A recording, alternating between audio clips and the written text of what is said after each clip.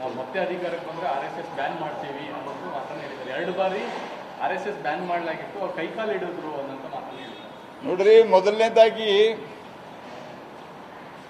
ಇವರ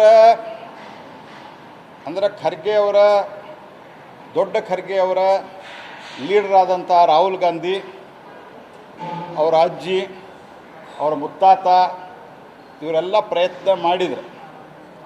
ಪ್ರಯತ್ನ ಮಾಡಿದ ನಂತರ ಅವರು ವಿಫಲರಾದರು. ಯಾರೂ ಬ್ಯಾನನ್ನು ಹಿಂದೆ ತೆಗೆದಿಲ್ಲ, ಸರ್ಕಾರ ಹಿಂದೆ ತೆಗೆದಿಲ್ಲ ಬ್ಯಾನ್. 75ರಲ್ಲಿ ಬ್ಯಾನ್ ಆದಾಗ ಇವರು ಸರ್ಕಾರವೇ ಹೋಯಿತು.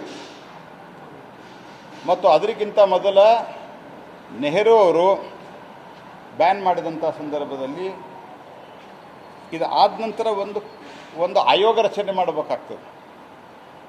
ಬ್ಯಾನ್ ಆದ ನಂತರ ಆ ಆಯೋಗದಲ್ಲಿ ಯಾವುದೇ ರೀತಿಯಾದಂಥ ಪ್ರೂಫ್ ಇಲ್ಲ ಅಂತ ಅನ್ನೋ ಕಾರಣಕ್ಕಾಗಿ ತೆಗೆದಿದ್ದಾರೆ. ಖರ್ಗೆ ಅವ್ರಿಗೆ ತಮಗೆಷ್ಟು ಬೇಕಷ್ಟು ಓದಿದ್ದನ್ನು ಹೇಳ್ತಾರೆ ಅವರು.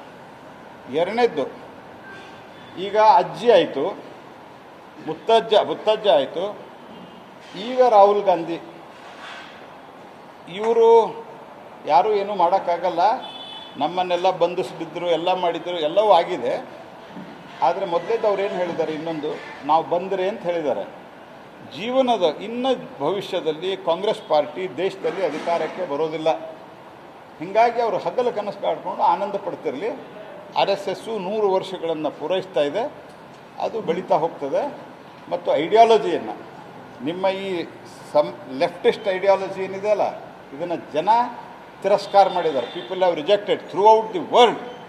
ಈ ವಿಚಾರ, ನಿಮ್ಮ ವಿಚಾರಧಾರೆಯನ್ನು ನಿರಾಕರಣೆ ಮಾಡಿದ್ದಾರೆ. ಜಗತ್ತಿನ ಮತ್ತು ದೇಶದ ಜನ ಭಾರತೀಯ ಜನತಾ ಪಾರ್ಟಿ ನಮ್ಮ ವಿಚಾರ ಪರಿವಾರದ ವಿಚಾರಧಾರೆಯನ್ನು ಒಪ್ಕೊಂಡಿದ್ದಾರೆ.